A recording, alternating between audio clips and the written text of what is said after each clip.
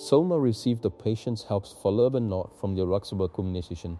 Die says filtreert de liefde indisike kopmotten.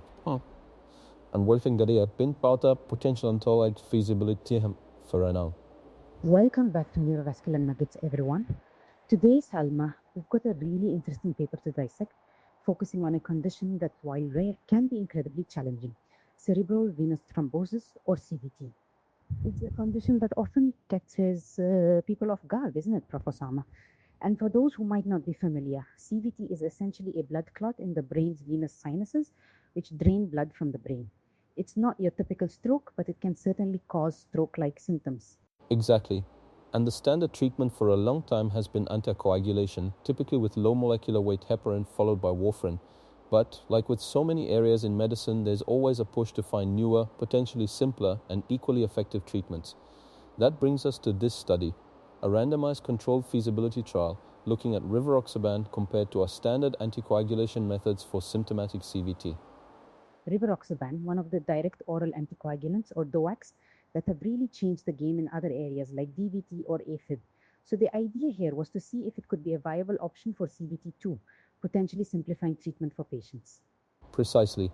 This was a Canadian-led effort conducted across 12 centers, which is quite a significant undertaking for a rare disease like CVT. They were comparing Rivaroxaban, which is a factor Xa inhibitor, against the standard of care, which could be either warfarin or low molecular weight heparin. Okay, so a feasibility trial. That means they weren't necessarily looking for definitive proof of superiority or non-inferiority yet, but rather to see if a larger trial would even be possible, right? Things like recruitment rates and initial safety signals. Spot on, Selma. They enrolled 55 participants over 2.5 years, which averages out to about 21.3 participants per year. And, importantly, they considered that to have met their feasibility targets. So, in terms of getting patients into the study, they largely succeeded. That's good to hear, especially for a condition that isn't as common. But I also saw that their consent rate was 57%. Is that considered optimal for a trial like this, or does it leave room for improvement? It's a good question.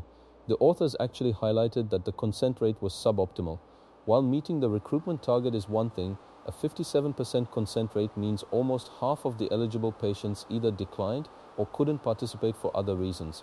That's definitely something to consider for future larger trials, how to improve patient engagement and understanding of the study so more eligible individuals feel comfortable joining.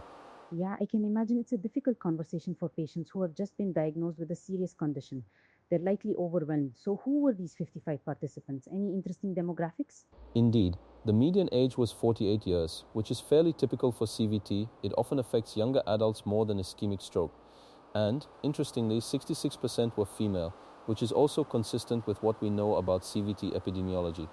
Hormonal factors like oral contraceptives, pregnancy, and the postpartum period are known risk factors, contributing to the higher incidence in women.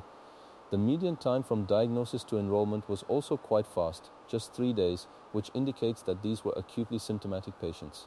That quick turnaround from diagnosis to enrollment is pretty impressive, especially for a multi-center trial. It really speaks to the efficiency of the research teams. But now let's get to the nitty-gritty, the safety outcomes. This is often where the rubber meets the road with new medications, especially anticoagulants. Absolutely. And this is where the study raises some important flags. One patient in the Rivaroxaban group experienced a symptomatic intracranial hemorrhage by day 180. Critically, there were no such events in the control group. That's the primary safety outcome, and it's a significant finding even if it's just one patient. One intracranial hemorrhage in a small feasibility trial, that immediately makes you pause, doesn't it? It suggests a potential safety signal that needs to be taken very seriously. It absolutely does. And it wasn't just the intracranial hemorrhage. The rates of clinically relevant non-major bleeding, as well as recurrent CVT, were also numerically higher in the Rivaroxaban group. Now I have to stress numerically higher because with only 55 participants, the overall event rates were quite low. These differences didn't reach statistical significance, but they are still signals that warrant extreme caution and further investigation in larger trials. So, if I'm understanding this correctly, while the numbers are small, the trend suggests that rivaroxaban might carry a higher bleeding risk and possibly even a higher risk of recurrent clots in the context of CVT compared to the standard treatments. That's a big deal if confirmed. Precisely. The author's conclusion, which I agree with, is that these early safety signals potentially favor standard anticoagulation. It's a nuanced statement acknowledging the small sample size, but also highlighting that we can't ignore these observations. When you're dealing with anticoagulants and brain clots, safety is paramount. Right. It's not just about stopping a clot, it's about doing so without causing another, perhaps worse problem. Shifting gears slightly, what about the efficacy side? Did the Rivaroxaban group, or either group for that matter, show good recanalization? Yes, that's a more positive note. The study found that all patients, regardless of which treatment arm they were in, had at least partial recanalization by day 180 on imaging. Recanalization means the clot has either partially or completely dissolved and blood flow has been restored in the affected venous sinuses. This is a crucial outcome in CVT as it's directly linked to better long-term recovery. That's excellent news. So the treatments are working to clear the clots. But clot clearance isn't the whole story, is it? How did patients feel and function afterwards? Because that's what truly impacts their lives. This is actually one of the most powerful takeaways from this study, Salma, and it often gets overlooked in the focus on clinical endpoints. Despite over 75% of participants having functional independence at baseline, meaning they had very mild or no disability according to their modified Rankin Scale or MRS scores, they still reported significant impairments. Wait, so even if they were physically doing okay, like walking and talking, they were still struggling in other ways? What kind of impairments are we talking about? Exactly. They reported issues with their quality of life, mood, significant fatigue, persistent headaches, and problems with cognition. And these weren't just minor complaints. These were things impacting their daily lives at enrollment despite that high rate of functional independence. It really underscores the disconnect sometimes between objective clinical scales and a patient's lived experience. That's such an important point. You often see studies focused on mortality or major disability, but if someone is technically independent but constantly battling debilitating fatigue or brain fog, their quality of life is still severely affected. It's a hidden disability in a way. Spot on. It's what we call patient-reported outcomes, or PROs, and they are absolutely crucial. This study really highlights that CVT, even if it presents with mild stroke severity and leads to good functional recovery, still has a substantial impact on a patient's overall well-being. It's not just about surviving, it's about thriving, or at least being able to return to a good quality of life. Did those symptoms eventually improve for the patients? Yes, thankfully, all those patient reported metrics, quality of life, mood, fatigue, headaches, and cognition, showed improvement by days 180 and 365. So, over time, patients did feel better. But the fact that these issues were prominent at baseline, even in functionally independent patients, tells us a lot about the initial burden of CVT and the need for comprehensive post discharge support. That's a relief to hear that things improved, but it also means that clinicians need to be asking about these things proactively, right? Not just checking if someone can walk, but also asking about their energy levels, their mood, their ability to concentrate. Absolutely. It's a call to action for clinicians to look beyond the immediate neurological deficit and assess the broader impact on a patient's life. We need to be more holistic in our post CVT care plans.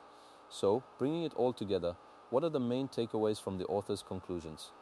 Well, they successfully met their recruitment targets for a feasibility trial, which is good for future research. But they also acknowledge the suboptimal consent rates, which is something to work on. Then there's the big one, those early safety signals, specifically the symptomatic intracranial hemorrhage and numerically higher bleeding and recurrent CVT rates that potentially lean towards standard anticoagulation being safer, at least for now. And the PROs. Yes, and the powerful message from the patient reported outcomes.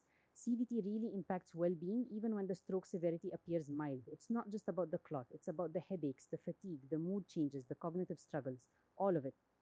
Perfect summary. And the overarching conclusion is that larger trials are definitely needed. This feasibility study gave us crucial insights, but it can't definitively confirm the safety profile or truly optimize antithrombotic therapy for CVT. We need more data, more patients, to solidify these findings and make confident treatment recommendations. So, for now, clinicians are likely sticking with the tried and true warfarin or LMWH, but with an eye on these developments. That's right. Prudence is key. These signals, even if not statistically significant in a small trial, are enough to make us cautious about broadly adopting Rivaroxaban as a first-line treatment for CVT until a larger phase 3 trial can provide more robust safety and efficacy data. The potential convenience of a DOAC is attractive, but not at the expense of patient safety. And critically, this study reinforces the importance of listening to our patients beyond just their physical recovery and truly understanding their journey post-CVT. It's a powerful reminder that medicine isn't just about the numbers, it's about the people behind them. Prof. Osama, this has been incredibly insightful. Thank you for breaking down this complex study for us. My pleasure, Selma. And to all our listeners, thank you for tuning into Neurovascular Nuggets. We hope this deep dive into the Rivaroxaban and CVT study has been enlightening. Always remember to consider the full picture, both the clinical outcomes and the patient experience. We'll catch you next time.